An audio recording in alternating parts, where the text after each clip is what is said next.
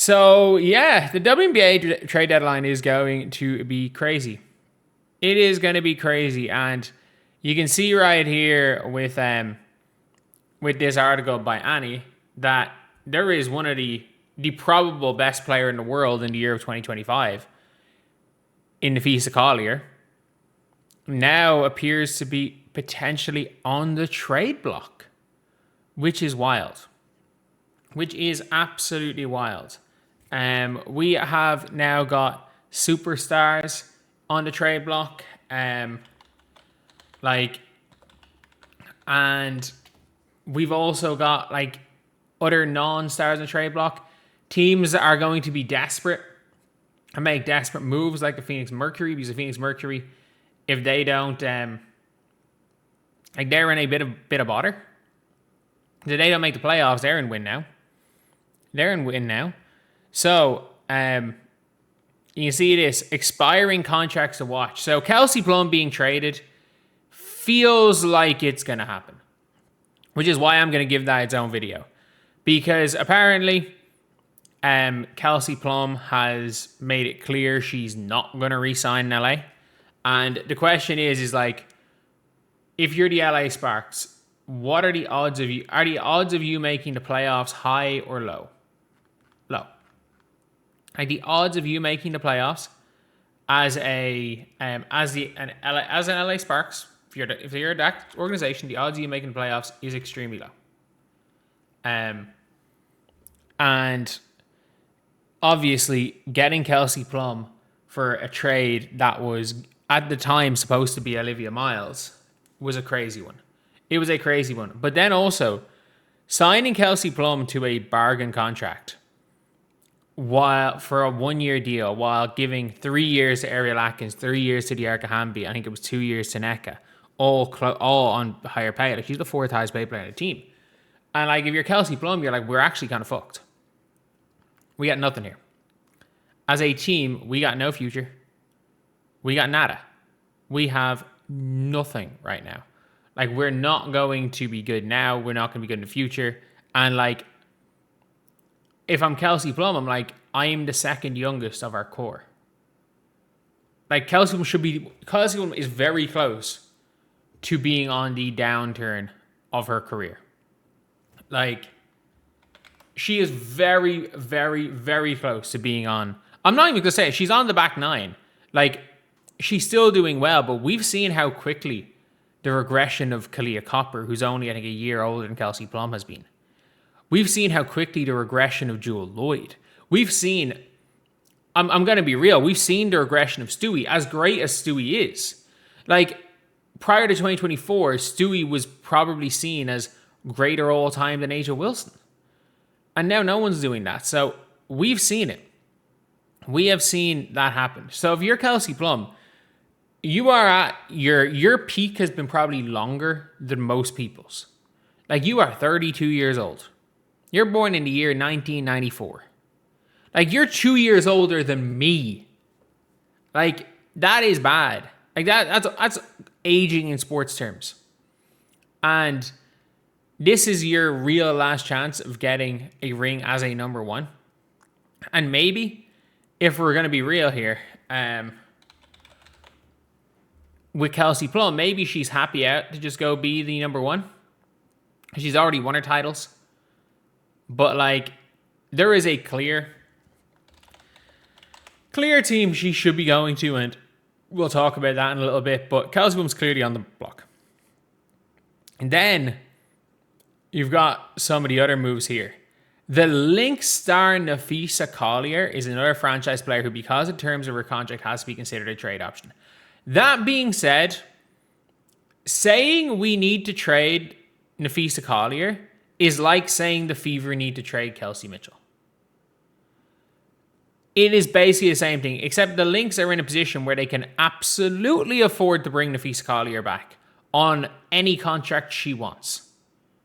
Like, the Lynx are in a position because they've got Emma Chikova coming back on a minimum. Dorka Juhas has got another year. Thank you, Cabrillo, for the membership. Just wanted to be in the video. 2K, WNBA, it doesn't seem to change. But we're being real when it comes to fee. Like, if the argument is that that they need a trader because they're good without her and they don't want to lose her for nothing, then again, why? Like, that's basically saying, the Fever need to trade Kelsey Mitchell for the same reason. They're at this point in the year, no one's going to say that during the season. No one is going to say that during the season. But the thing is, Cheryl Reeve being like, every team's going to be opportunistic to improve their roster.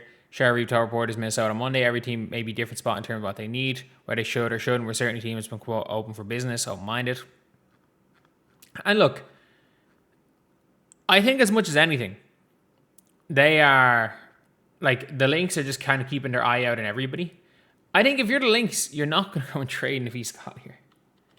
You're just not. Like, you're absolutely not going to trade who is probably your best player, like one of the, 3 best players in the history of your franchise?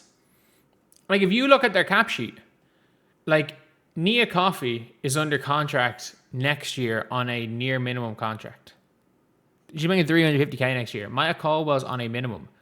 Hamzova's on a minimum. Delair's on a minimum. Chikova has 3 more years on a minimum. Kosu has 2 more years on a minimum. Dorka Juhas has another year on reserve free agent, so they can bring her back down to a minimum. They can bring her back down. They're able to get, when it comes to their salary cap, they're able to get the season-ending player exception on Emma Chikova. So if you're looking, and they're able to get another dev slot in. So my guess for the Minnesota Lynx is they probably are looking to trade, but I think it's going to be more so, or they're going to be looking to bring somebody in, but I think it's more so going to be, we're going to try to bring in a player with the exception, the injured players exception. We're going to try bring in a player who has not played in the WNBA this year. And we are going to bring in that player to fill in our need as a backup center and a backup to Napheesa Collier. We are going to try bring in for $200,000 a year. We're going to try bring in Emma Messiman. That is my theory. That is my theory with the Minnesota Lynx, is that they are planning on using, more so when she's talking about being open for business, but by the sound of things with Cheryl Reeve, it sounds like they're waiting just to get their cash back from Emma Chikova into their salary cap room. I believe, personally, that they're probably going to try bringing Emma. That would be my guess for that. Phoenix Mercury, which is an interesting one because the Mercury suck. The Mercury really suck. And they're not close to making the playoffs. Like, they need a miracle. And they're 12th seed. They are 10-18. They're 5 games off the playoffs with 16 games to go. Like, the Mercury will not make the playoffs.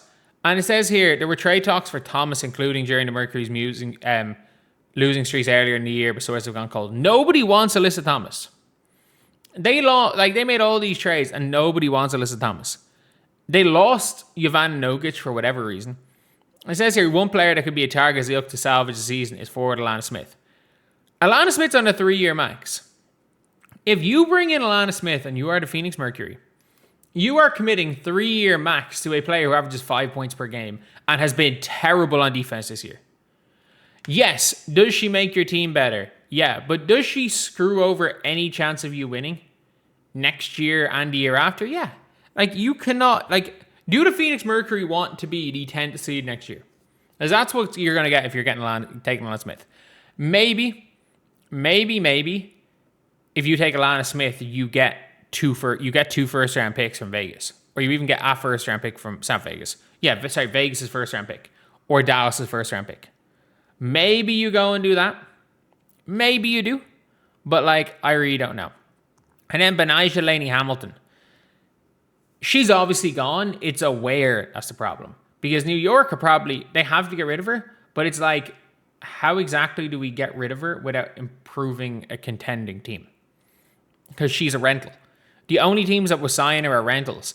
So it's now at the stage where it's like somebody, like the New York Liberty have to decide whether or not it's better to just not, or it's better to have her sit for the season or get an asset and improve another team.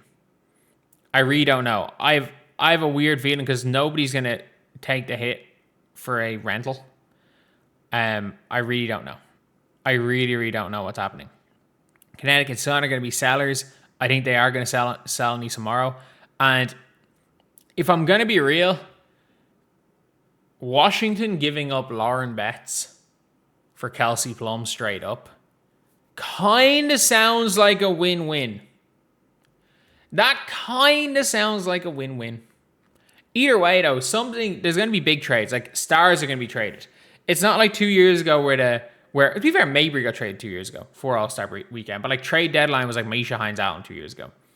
Last year was what? Dejanay going to...